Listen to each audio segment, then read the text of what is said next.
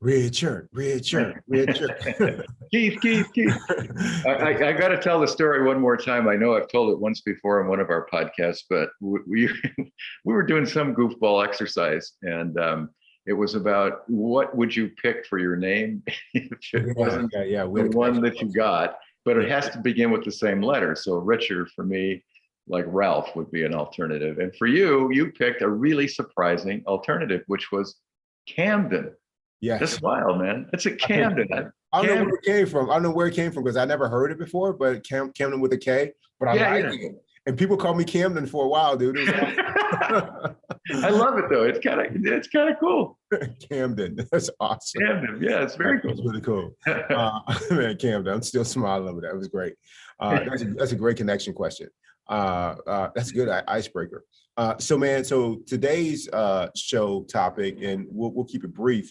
I have the great privilege of participating in a program at Mayo Clinic that was the brainchild of this doctor at Mayo, whose name is Dr. Gwynn, and he's a phenomenal physician, man, just really kind.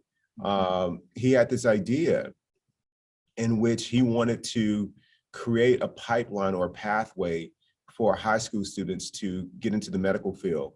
And not only doctors, but any part of the healthcare delivery system. He wanted to expose them from lab to administrators to therapists. He just had this idea.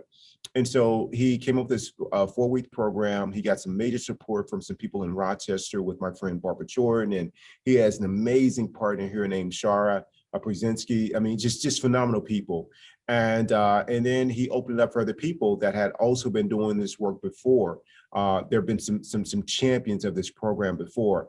And he also had the idea that a lot of these kids that come from diverse backgrounds, some of which are economically disadvantaged, he had this idea that a lot of these kids work during the summer. So he wanted to ask Mayo to provide a stipend for them of what the wages would have been had they worked during the summer for attending the program. I mean, just forward thinking, man. And he wants to see it grow. So we had it 2 years ago for the first year. I was fortunate in to be involved. And then last year we didn't have it as a result of the pandemic. This year we had it again, and it was virtual for every day except the last day.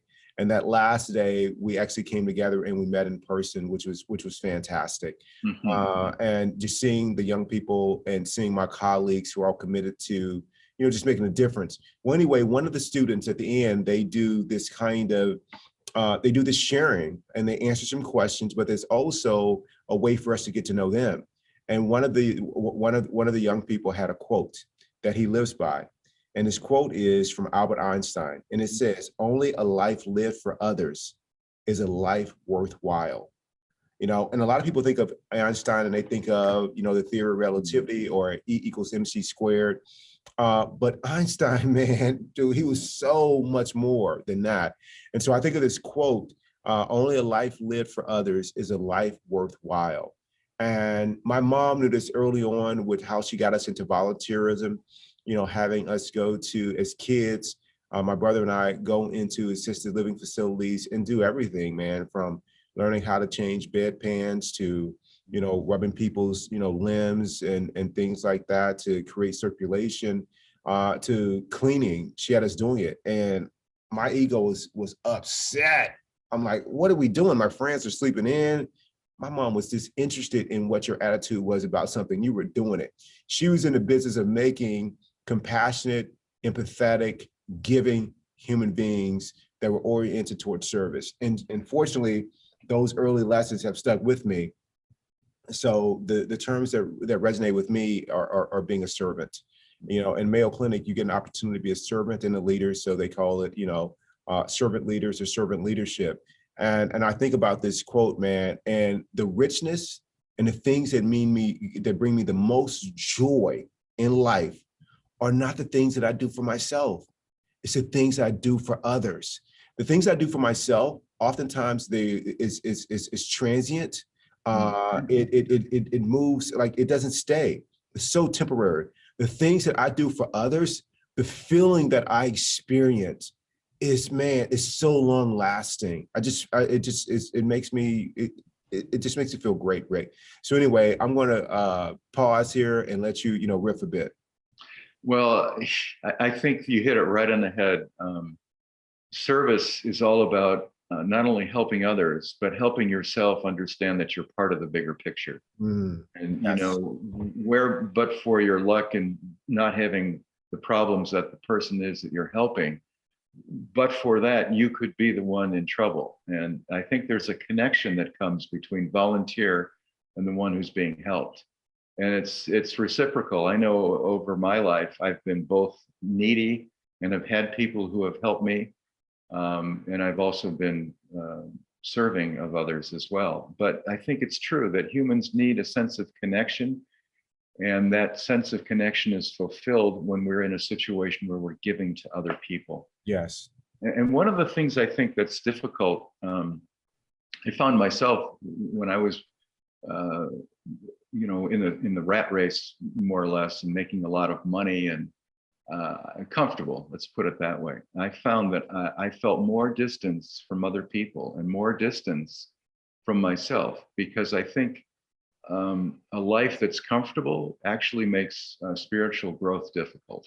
And if you're sharing with other people who are less fortunate, if you're involved in their lives, it makes it much more understandable, and you're much more compassionate, much more able to feel what they feel, and much more able to give more than you normally would be if you sat in the comfort of your easy chair and watched your movies at night. I'm just blown away by your life, because your whole history, since I've known you anyway, with To Be Re, now with Mayo's individual coaching, has always been about helping other people. And I'm just blown away, because I don't have that kind of personality, I guess, or maybe I'm too selfish or something, but I see you helping the kids of other people that you know. And you may not even know those people very well, but you love taking on the kids and giving them extra support and trying to pull them out by asking questions of what's important to them and trying to show how discipline works for them. And then also just being a good guy and a great role model. I mean, you're a perfect example of why mission works, and why, if you want to be like Keith, you must serve others. Wow, Rick, man. Wow, man. That's got me choked up over here, man. It's true. I mean, it's not a joke. It's true. I mean, I remember going to To Be Read the first time, and you and I were both athletes, so I was expecting the typical athletic kind of Marine drill sergeant, and you were a Marine, so I doubly expected it from you. And I was kind of looking forward to it, and I got plenty of that. But also, what I didn't expect and got was the number one ground rule in To Be Re, which was that we always support and help others, no matter at what level they are. If they're only able to do curls with 5-pound barbells, man, we build that up as much as possible. You're doing great, looks great. Try one more. Let's move up to 7.5 pounds. Always something that was supportive and helpful in serving the other person to help them mature in their own way and reach their own potential. And you've done that all your life. And with all of the changes that you've had now, with all of the things that have put you on a different kind of path that's more heart involved than it was before, I think that combination for you has just been extraordinary, not only for your own development, but for those of us who are beneficiaries of your goodwill and your kindness. Wow, Rick, man, thank you so much, man. You're welcome. I really appreciate it. You know, I have some great role models along the way, my mom being one of the primary people that have helped guide me that.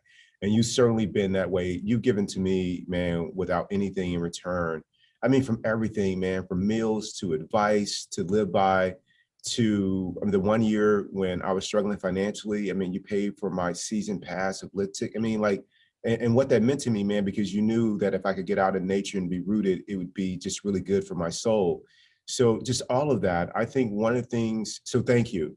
Oh, you're welcome. My pleasure. Yeah, and I think one of the things that has really, really served me well too, and we can wrap up here, that has really helped, is that the minute that my ego jumps up and says that I'm not being respected, I've forgotten that I'm a servant, or that I have this title, I should be afforded a certain treatment from people, whether it's, the founder of a small business, a big business, a scout leader, a coach, a doctor, a head administrator, a team lead. At your core, we're just all servants. And once you remember that, there's no reason to get upset. Here's when you know you're not being a servant: when you get upset with the way someone treats you, like you feel disrespected. Now, there's some behavior that you want to have healthy boundaries around. And that's more about civility and things like that, and less about, do you know who I am? That kind of thing. And I just try to remember, and life has really taught me this, that at the end of the day, I have one job. One job. That's to serve. Whatever form life shows up, that's my job, is to serve. And that has absolutely positively helped me tremendously, Rick. And I'm just grateful, man. And as a result, man, my life has never been richer. It is rich. And helping people, it's not just, oh, I gave money, or I donated to somebody, or gave, or Right. financial, or gave them clothes, or whatever else. I mean, Right. it can include that. But am I a servant with the kind of space that I create with a positive attitude when I walk into a work environment, when I get home from work, when I walk into a place where we have different opinions? Am I serving with how I'm showing up as being my best self, not creating enemies to other people or the situation? That's an opportunity to serve too. Like all of that, like is what was what I'm working on doing. Or am I a person who I'd rather have a problem or create a problem than solve one, or be part of the country, or be part of the change? You can be that too, but with that is causing suffering for yourself and others, man. And I'm just humbled by you, man. Every single day, man, you on my gratitude list. And I'm just like, man, like I'm so glad. One of the things that I resisted was the Marine Corps sending me out to Arizona. Dude, I would have never met you. Happy ending. Yeah, it's worked out pretty well. To be re and all my friends here, man. Yeah. All the significant people in my life, man. Fantastic. From Jamie to Pete and his Jamie, and Brian and his family. To Amy, don't forget Amy. Oh man, Amy, all my To Be Re folks, man, and the folks at Mayo. I mean, like, dude, like none of that happens, man. I'm making new friends every day at Mayo, dude, and they're just blessing my life, man. Yeah. I mean, dude, Rick, all these blessings, all these blessings, man. So grateful, man. So I'm going to end there. Did you want to say anything in parting, Rick? Only one thing I'd like to say, and that is that the power that comes from giving to other people enriches the others, of course, but also enriches you. And if you don't believe that, I would strongly recommend that you try to volunteer and do something for someone else where you not only don't get any credit, but you put yourself in a position where your help is anonymous. And that feeling that you get is incredible. It's like trying to explain apple juice to somebody. You can't explain apple juice. You have to taste it. Yes. You have to experience it. Well, that's what true volunteering is, without regard for any reward. And boy, once you taste it, you got to do it.